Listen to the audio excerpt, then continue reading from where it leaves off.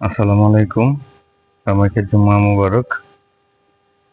দুর্ভাগ্যবশত আজকে আমি জুম্মা যেতে পারি নাই, কারণ ডাক্তারের কাছে গেছি।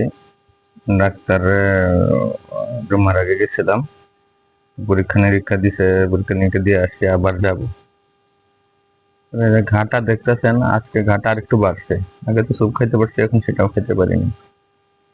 এখন সেটাও খাওয়া যায় না, মুখে ধরে। আর অসুস্থতা বলতে, যার শরীরে যে অসুখটা থাকুক তার জন্য সেটাই বড়।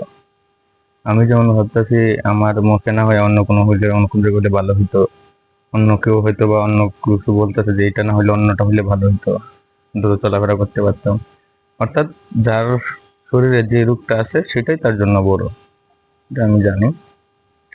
আর আল্লাহ রাসূল লাখ লাখ শুকরিয়া যে সমাজে তো এখনো কত মানুষ আছে ক্রিটিক্যাল রোগ নিয়ে ঘুরতেছে।